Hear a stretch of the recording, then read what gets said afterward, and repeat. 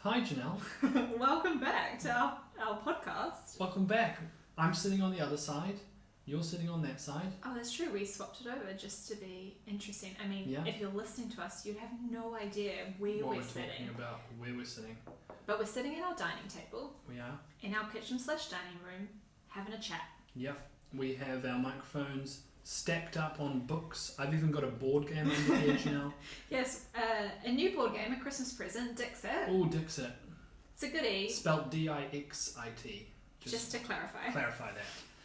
And here we are again in our kitchen/dining room. And whether you're watching us on YouTube or listening to us on the various podcast apps, welcome to you. It's fantastic to have you here for episode 2, Janelle. Yes. Wow. Of Brave Stories. Brave Stories. Shall we cheers to that? Cheers. Water. It's a water cheers. It's a water cheers. Hydration. But we have to drink. So, Janelle, what are we going to talk about today? Well, today we thought, why not start at the beginning again and talk a little bit more about the origin. I got there. The origin of Brave and Lucky. Why we started it, and a bit about our story. As part of our podcast, we're going to talk to lots of different people about their experiences and their reasons that they need to be brave. But we thought, hey, let's lead by example, be vulnerable first, and share our story, and then we'll get into the rest. I know. In the introductory episode, we talked about how we were going to focus the next episodes on what is bravery, but we thought let's hold off on that until from episode 3 onwards, and let's first, as you said, tell the people our brave story. Yes. And why we're starting this brand, Brave and Lucky. If you don't know, this podcast is brought to you by Brave and Lucky. It's an underwear company. It's undies. For the biggest days of your life. Thank you, Janelle. Finishing my sentences. How cute. Wow. We have been married coming up 8 years on Tuesday. On Tuesday. Which today is Friday, so 4 days away. Crazy. Amazing. Is that right? 4 days away? Yeah. Okay, so I guess our brave story here is going to come through the lens of starting Brave and Lucky, right? Yeah, totally. So and now I cannot remember if we previously talked about where the original idea came from, but we originally had the idea of Brave and Lucky when we were living in New Zealand. So if you don't already know, we now live in Paris and we've lived here for 4.5 years. But before that, we lived in New Zealand, which is our home country. We're both Kiwis, which you can probably hear in our accents. But yes, we had the idea, I'd say 10 years ago, do you think? Yeah, probably would be getting there now. Yeah. Basically, can I tell quickly? For sure. You bounce off this. I will. Essentially, a friend of ours going through a really tough time. Actually, a friend's mum, but she's also a friend of ours. Mm-hmm. And really tough time in her life, and she really had this thing about, I'm putting on my brave undies today. So kind of a saying she had, but it's also a saying that, I think a lot of people have. Definitely in New Zealand, it's a saying that we say, put on my brave undies to do things. In kind of English-speaking countries. I know in the US they say big girl panties. Big girl panties. Yes. Or big boy panties, can you say that? I mean, totally, you totally could. Or just Why big not? panties. Gender neutral. And so, really that was really inspiring seeing her walk through that time in her life. And having to do lots of new things. Be brave daily. Be brave daily. And kind of this picture of her saying, it was almost a metaphor. She was saying, look, it wasn't really about the undies, but it was today I'm choosing to be brave, even though I'm really scared. Yeah. And so kind of following her through that experience was kind of so inspiring in terms of that whole thing, and it got us thinking about, what if you actually had undies, literal undies that were brave undies? Yes.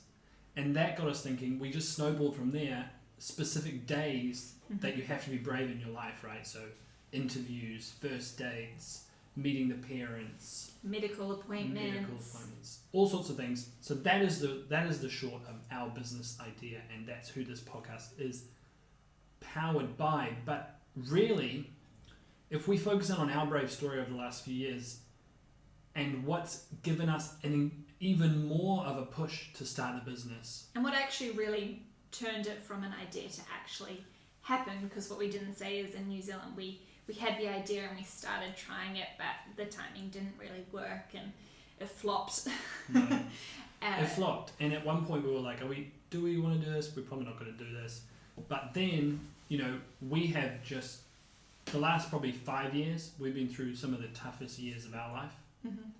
And that's what really pushed us to want to start it again. And that's what we're going to talk to you about, what we've been through the last maybe 5 years. Yeah. Right, Janelle? Yes, for sure. So I guess the story kind of starts back to when we moved to Paris. So when we left New Zealand, the idea, we now can't necessarily remember all of the thinking behind our move, but at the time we knew Joe, he was bilingual, so he would get a job pretty easy. We kind of forget a little bit about what we thought I was going to do because I didn't speak French. Probably, how many words of French did you speak? I had done 10 hours of lessons. 10 hours so of lessons. I could count to 10, maybe 20. Maybe I could count to 20. And then after that, I could probably say like 5 words. And you knew a nice phrase that we taught you, though, as well. Oh, I knew one phrase, but I could not have told you how many words were in the phrase because I just learnt it as a phrase. Phonetically. What was it? T'as passé un bon journée. Oui, And merci. Oui. I learned it That means, have you had a good day? Yes. If you don't speak French, have you had a good day? I remember learning the tapa from tapas. I just literally have in my head tapas, and still when I ask people if they had a good day, I think about tapas because how good are tapas? So good, tapas. So all that to say, you didn't speak hardly any French. No. You couldn't, your career, we knew you couldn't continue your career as a social worker. Yes, because I would need to. Different. The system's different, and also social work is all about communication, so I knew I wouldn't be able to work with French people for a very long time.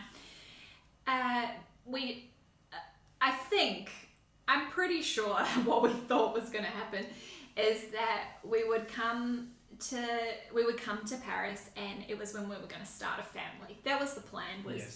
Hey, it's a good time. We're ready. We'd already been married for 3 years, I think, and we felt ready to start a family. So the idea was Joe would work, I would get pregnant, I would have kids, and be a full-time mum. That would be what I'd be doing with my time.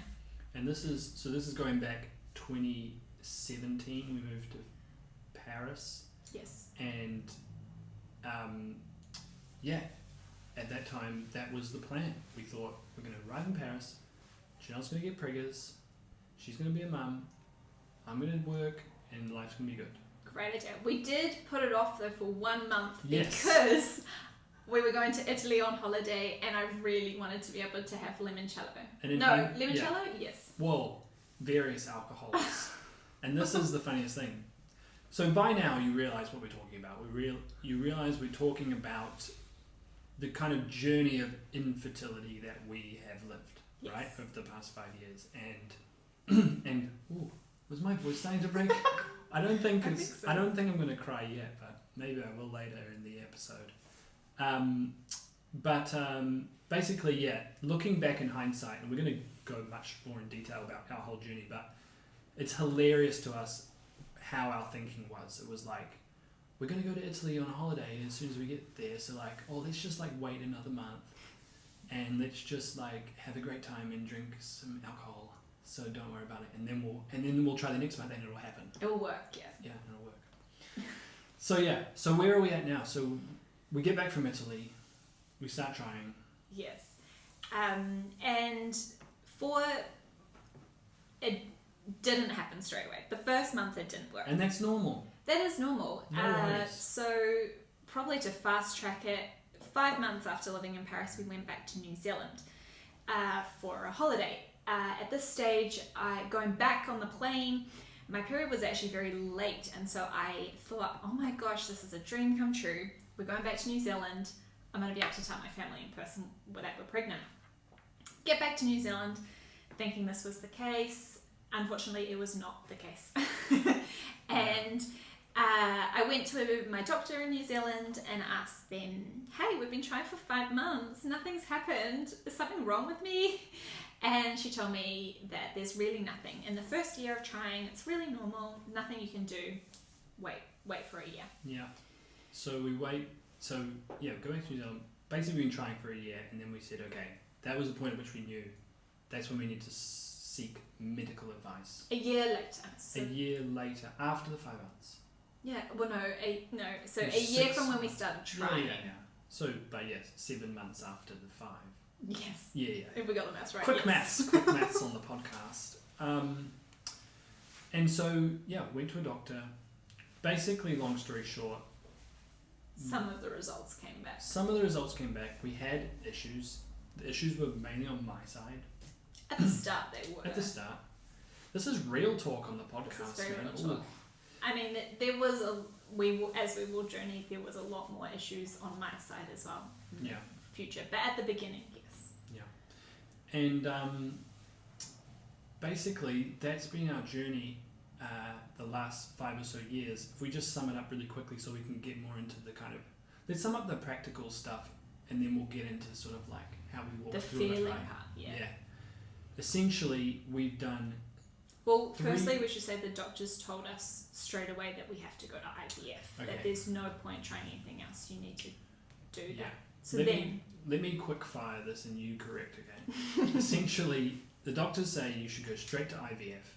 We end up getting referred to someone who then refers us again to someone, and then they decide that we should do insemination first. Mm-hmm. If I explain to you very quickly what this is, it's basically the difference between take the sperm, shoot it inside. This is my non-medical explanation of this. Take out the sperm, shoot it in there, hope for the best. That's insemination. Thank you. It's a little bit more. Like they time my cycle at the same time. But it's a pretty fair explanation. Okay. But yeah, cycles are timed. Cycles are Insemination is not so intrusive for the woman because you don't have to have your eggs retrieved. Yeah. You're getting an education today as well on the podcast. We did that 3 times, didn't work each time. Mm-hmm. You got a few months between each time, right? No, we did it month back to back. Shoot. Yeah. You have a better memory than me. I remember it very well because I was the one taking all the injections. Well, hormone injections. Yes. Shoot. It's an intense process. And then essentially, that didn't work 3 times, so then we started on proper IVF where the difference there is take out the sperm, take out the egg, put them together, fertilize, create embryos, keep them alive for a couple of days, put them back in, hope for the best. Mm-hmm. That we've done 4 rounds of that, okay? 4 rounds over how many years? Well, that's been much more spread out. That's been much more spread out. The big reason for that was COVID, a global pandemic. Oh yeah, put a big time challenge on that. In a sense, we did the 3 rounds of insemination, and we had to do further tests that for some reason they didn't tell us we could have done earlier, and so everything pretty much just takes time. That's the medical world of infertility. It takes time. Nothing never happens the month after. Nothing in general. Nothing ever happens. Nothing ever happens. Yeah. Yes, fast. Normally, Yeah. you end up waiting months and months to do one thing. So we waited about a year between one. We did third the and first. Fourth. Between a third and fourth, we waited a year. That was based on our personal decision. But between the first and the second, we waited. I think we waited 8 months, and that was out of our control. That was because COVID happened, so all elective surgeries were cancelled for 4 months, I believe, and then there was backlog, so it just took time to start again. So all in all, that's the practicalities of our journey, and I think we can sort of step back now, maybe, Janelle, and just, why are we telling you this? Like, it's been a period of our lives where there's not been a time where we've had to be braver, I think. and the time when we had to. I know we've talked a lot about, times when we felt like, honestly, it's like being in a boxing ring. Someone's punching the face and you're on the ground. Yeah. And you have to pick yourself up again and go again. And it's the last thing you feel like doing. Yeah, and there's definitely been times, I remember writing this down of, that exact thing. I was in a boxing ring on the ground, ready, just ready to stop, and having someone still punch me, and I was like, I'm already on the ground, I can't go down any further, and still getting punched. That's what it felt like a lot. Yeah, so it's really made this whole, even before this whole experience, we had this idea of starting this business about bravery and brave undies and facing tough situations head on. And it's made it so much more real to us, I guess, in a sense of what it feels like to have an experience like that where you just feel like stopping and you just feel like giving up, but you just need to get up and just keep facing it. Yeah, so for you... And that's been what it's all about. Yeah, for you, Joe, what has bravery looked like for you in the everyday of our infertility journey? Whoa. So now we're kind of stepping back, Janelle. That's a great question to help us to step back from, what we just talked through of the practicalities. So I think it's just that. It's just like so many times when it felt like you just want to stop and you just want to be like, nah, I can't be bothered. Like, especially times after which you'd really been hopeful. That's when it hurts the most, is when you really hope for something and expect something almost, and then it doesn't come. And I think bravery for me through that whole experience was just sometimes turning off my brain. It sounds weird to say, but stopping myself going to a place where it's like, well, I don't know, I can't do it or whatever, and just, to be honest, sometimes going through the motions.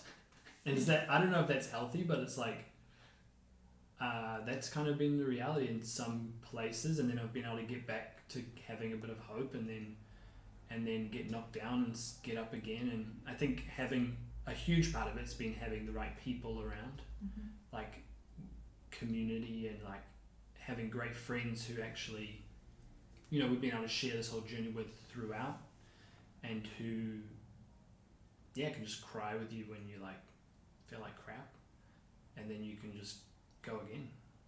But it's been horrible. Yeah, for sure. I mean, there's no... What about for you? Yeah. I think, being a lot of the bravery in the everyday is the realness of the situation. And for us, we, at the start, I think we went in with real blind optimism. And that was naivety about the medical system, not really understanding it. But also based on our life, like there's been a few things that we have had to go through in our life. We haven't have it all easy, and I'm sure in future episodes there'll be more things we can share about our brave journeys. But in general, we have had a pretty good life, and so we're Christians, and so we're used to praying for things, and often when we have prayed for things have got better. And so at the beginning, it was very easy to just look at things like, oh, they said that IVF will work for us, so I'm sure there's no problems with me, so I'm sure the first time that an embryo comes into me, it's going to work. Whereas that wasn't the case. There was problems with me as well. There was things that wasn't working. So I think being really real with ourselves and the situation, and actually learning to feel the emotions and feel things, and not be okay every day was part of the bravery in the everyday. It wasn't about putting on a happy face. It wasn't about just grin and bear it, although some days that's kind of what you did.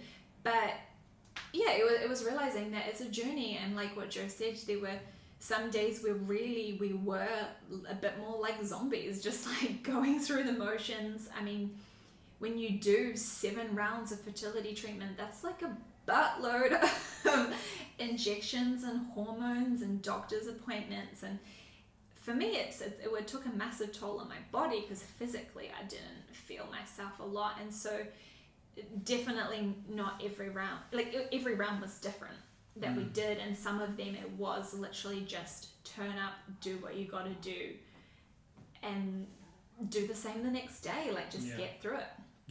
And almost like have people to rest on that can carry you through it. And I think what you were saying before is like, for us, vulnerability is a huge part of bravery, I think, as well. And you know, I think a lot of times you can think of what it is to be brave and think it's about, I don't know, faking it till you make it, or just putting a smile on your face, or pretending everything's all good, or just pushing yourself harder or something.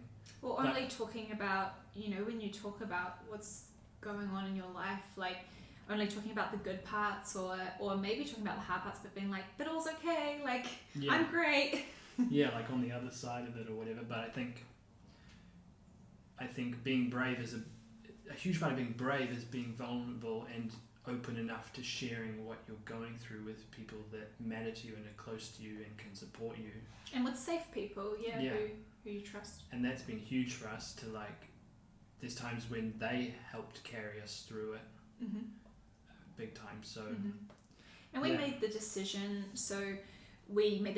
pretty early on to tell friends and family that we were going through this. But we made a further decision in maybe about 8 months ago now, 6 months ago, that we were actually going to share with, I shared on my social that this is what we were going, so we shared with anyone who wanted, anyone who knew us, our story, because we felt we really felt that deep conviction of the importance of vulnerability in our journey, and that everyone is on some form of journey. Everyone has something hard going on, and part of being brave in the everyday is showing that vulnerability and showing that, hey, we're not okay every day, but we are okay some days, and we are still here, and we're still turning up, and and we're still believing that things are gonna work for us. But so we made that decision to be vulnerable.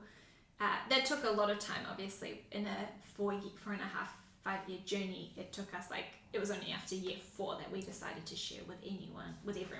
Yeah, totally. And so, Janelle, what was for you, what would have been the hardest part of our journey, and how did you get through it? I think the hardest part, probably you actually briefly spoke about this before, but the hardest part was the conundrum, I don't know if that's the word, the balance, the challenge of hope. Because the more you hope in something, the more disappointed you are when it doesn't work. And so I think I found that the hardest part is knowing how to balance hope, because I think that hope is essential to life. I believe that's what gets us up in the morning, to believe that there's something worth living for. Whatever you believe is worth living for. We need hope to live, right? But that was a struggle, was being able to balance that hope and expectation, but knowing the more you put into it, the further you're going to fall if it doesn't work. And that was hard when it happened over and over. So the hardest part of our journey was after our IVF number 3. In France, you get 4 funded IVFs. So after number 3, things kind of fell apart a little bit for me, and I think for you as well. It was a big challenge where it was kind of the moment that we lost hope for a little while. I'll say. It was kind of the moment where you get faced with this reality of, oh my goodness, we have one more funded round, and then it starts to be pretty expensive, and you know, at that point you started to think, okay, this may not actually happen. And that was the first time I think both of us actually looked at each other and said, like, what if we never have children? It was the first time we allowed that conversation in, because before that we hadn't allowed it. It wasn't even an option. We just kept believing each time, you know, it's going to work, it's going to work. And after the third failed attempt, we both were just like, maybe we're not actually going to have our own birth children. And that reality, or that idea, was really hard to hold and really hard to swallow.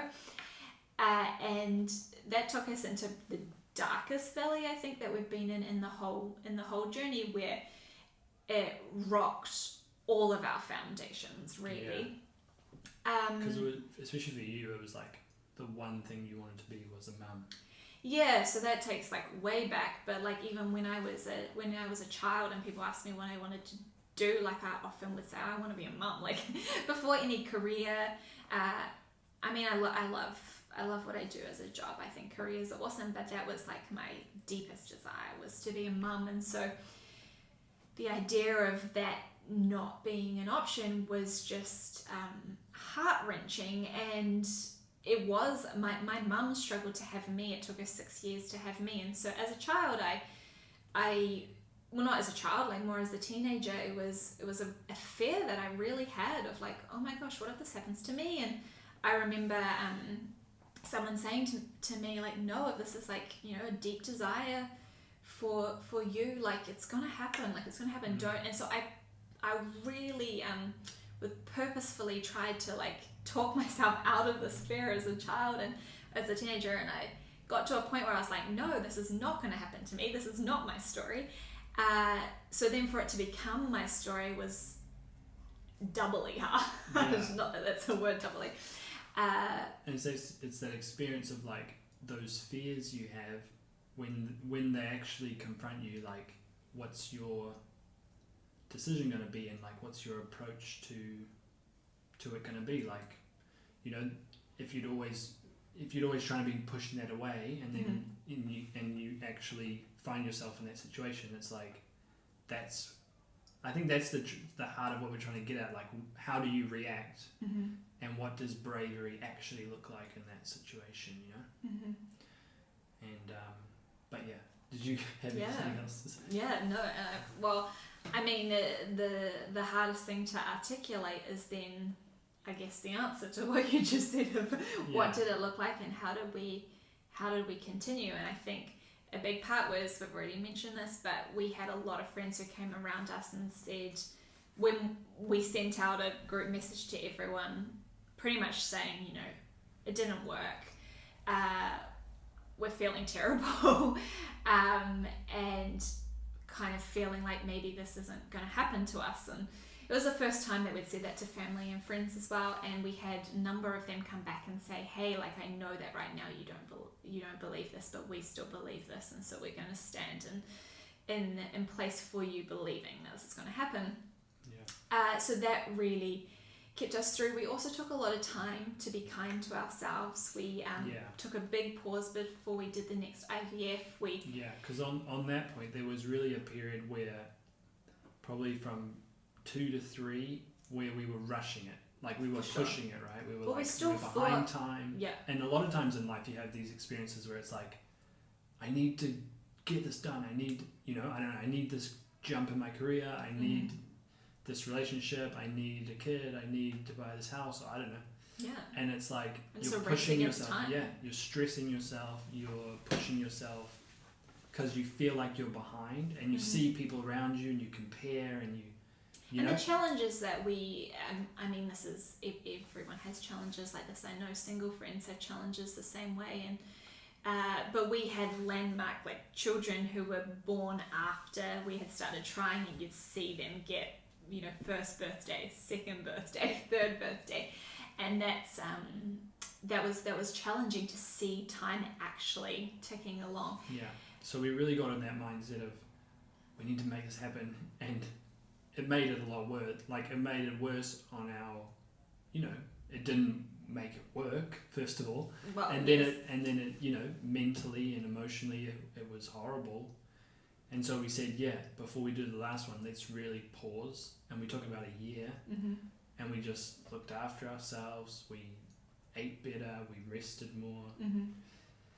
We took time to focus on our soul and our spirit, and this is where I think that's a big part of being brave as well, is knowing when to fight and when to rest. For sure. And you can't always be fighting. And, you know, when to rest so that you can come back stronger and face stuff stronger. That's part of being brave too. Yeah, definitely. So we really took that time, and I think that's what healed us. We needed that, and we gave other things focus as well. We just took a time where it wasn't our world, because for a long time hospital appointments and injections and hormones, that was our world for a long time, and we just needed a break from it. And you know, as you've said, Janelle, we wanted to make this point of really speaking about the process in the process, and kind of like, you know, because a lot of people will speak about stuff like this after they've got the good news, and that's great, but I think there's something powerful in being in what you're going through and hearing people speak about it as well. Yeah, definitely. But unfortunately, can I ask you one other question first? You can. Would you like to? Yeah. Well, I just would be really interested to hear from a man perspective, because I think often from infertility, particularly in this sphere of challenge, you hear opinions from a female perspective of the challenge, because a lot of it weighs on the body of the woman, and so a lot of the time, whether it be miscarriage or whether it be not able to conceive, a lot of the time it comes from a female perspective. However, I'd love to hear from you as a man, like, what was your experience of infertility, and how did it actually, because obviously it affected you just as much as me. What was your... Yes, okay. I was jumping the gun there before. Sorry about that. That's okay. I really wanted to ask you it's that a very good question. Because it's not the first time that I've had someone want to know what your experience was, because it's so easy to just sit in the female. Yeah, I think you're right. It's like, it's very much a, you know, you are going through this together, but you are just a bit of a passenger to it. It feels like sometimes. Yeah. But, you know, that's your kids, and I guess I'm a kid person, but I'm not the kind of person who's like straight, you know, if there's a kid, I'm like, playing with the kid. But I did always think that I would have kids, and it was never something that was like, I'm not going to have kids. You know, some people are like, I don't know if I have kids. I always thought I was going to have kids. So for me, it did rock me big time as well. But that whole process, it's hard, because you're kind of like, you're going through it, but you're kind of just on the side of it, because, you know, all the injections Janelle's doing, and like, you're carrying the brunt of this thing, like, big time. You know, like, at some points we're injecting you. Well, sometimes I'm doing the injecting most of the time, of the hormones and all this stuff. So I guess what I'm trying to say is, just coming to terms with like the fact that it is my journey as well, and that it does affect me, you know, a lot, and like, I don't know, it's been really tough. I think it's like, I'm part of the story as well, and I've been keen to talk about it, and you know, do this as well. So, and I think one thing you did really great is that you are open to talking with friends about it as well, and often there can be weird stereotypes that only like girls talk about deep issues and guys kind of avoid, whereas I think you were really good at having those conversations with you. There was a couple of close male friends that were very guy friends. We call them boyfriends. Boyfriends. With my boyfriends. Where you'd have your difficult discussions with them. Which I think is really important, to have that outlet for yourself. It is. So true. It's I think it's if I had to sum it up, it's just about not ignoring it, just realizing that you're in this period of real challenge, and like even though you were the one walking through it a lot more intensely with the appointments and the injections and all these things, it's just realizing that it's going to have a toll on me. I also felt like I should look after you a lot, but I had to take time to like self-care myself, I think. Mm-hmm. We're getting so deep on this one. Wow. That's good. This is really deep chat. And so, yeah, man, it's been really, really hard. But what I was going to try to say before was like, we've been trying to share through the process. Mm-hmm. Fortunately, we're coming out of the process because you're now pregnant. What? So, surprise! I think you could have picked it up as we've, in the tone of how we've talked about it. Oh, really? Maybe. So? Okay. But essentially, did you guess? The fourth round worked. Yes. Our final round of IVF, funded round of IVF, it worked, okay? And we are so, so, so happy. Mm-hmm. But we don't want that to take away from the fact that, because when we were in it, and we're still, we haven't had our, by the way, it's twins. We haven't had our children. 2 children. We're having 2 children. We're going from 0 children to 2 children. We're going to be a family of 4. Yeah. Crazy. So that's our story so far. But, when we were in it, honestly, I was like, I don't want to hear from people who are out of it. Like, so I don't blame you if you are if you're looking at us and you're like, well, it's easy for you to say it because now you're out of it and you're all happy and blah, blah, blah. Yeah. I feel you. I feel you big time. We definitely understand. And actually the plan was to share this story with you guys at Brave and Lucky before we got pregnant. However, our podcast ended up starting a little bit later than planned and we got pregnant in the 4th one. So we're so sorry for getting pregnant. No, we're not. No, we don't apologise at all for that. But we also, But honestly, we understand. That's kind of the spirit we want to bring to Brave and Lucky as well, is the fact that like it's not just about celebrating the wins after the fact. It's about being together and creating a community during these tough moments and getting through them together, right? For sure. And for us, our healing in this happened actually before we got pregnant. Going into our final round of IVF, we actually went in with a very different mindset and a piece of actually feeling no matter the outcome it was going to be okay. And I mean, it can sound silly to say that now because we have a good outcome, but it really was different. Like there was a change. And so we hope that I mean, if you're going through your own infertility journey, then we hope that some part of this can encourage you that you're not alone and whether you have been waiting for 3 months or whether you've been waiting for 8 years, each month is hard, and so we understand that, and we had a lot of tears. Yeah, a lot of tears. Maybe just to wrap this up, Janelle, I was thinking to ask you, what specific undies would you have wanted during that journey? Because we bring it back to Brave and Lucky, this podcast obviously, powered by Brave and Lucky, brought to you by Brave and Lucky. Underwear for the biggest days of your life. Love it. Courageously you. Courageously you. What specific undies could we in the future maybe bring to the people? Yes. So for me, there were multiple times I did say to Joe, I need my Brave undies now. Where is Brave and Lucky undies? For me, I would have loved to have had, the generic would be IVF undies, but the big one was the egg retrieval. That was the hardest. Egg retrieval. Yeah, hardest days. I guess the but interesting even thing just is hospital. you have to take them off to do that. So maybe it's the socks.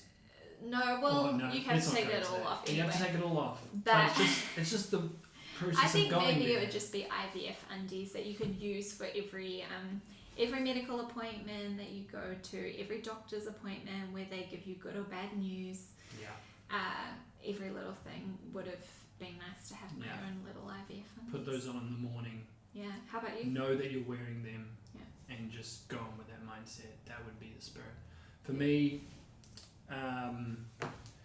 maybe I don't know, something like It's Gonna Be Okay undies. Nice. When we did, because we'd always had to do a blood test 2 weeks after the round of IVF. The and embryo transfer. The embryo transfer, sorry. And that would be a really tough day when we basically find out it didn't work each time except the last time. So that would be a good one. Yeah. Yeah. So that's kind of our story and our journey, our brave story over the last few years. And we just wanted to share with you at the very beginning, the outset of this podcast, because we thought it could help set the scene and maybe inspire other people to want to share their stories. Yes, because we don't expect anyone to be vulnerable if we're not being vulnerable first. Love that. And, it's got really deep today. It has got You know, deep. I haven't done as many jokes as I probably would have on other topics because it's been deep. But that's good. There's a time. There's a time and for a that. place. Yeah. And this has been that time and that place. Well, good job. Finishing off with a joke. Yes. Okay, well, stick around and you're going to want to subscribe because Yes. next time we're going to start diving into those What is Bravery episodes, right? Yeah. And essentially what we've done at Brave and Lucky is we've put together 5 kind of values of Brave and Lucky, and those kind of explain what bravery is to us. And what we're going to do over the next 5 episodes is run through each of those values one by one. Yes.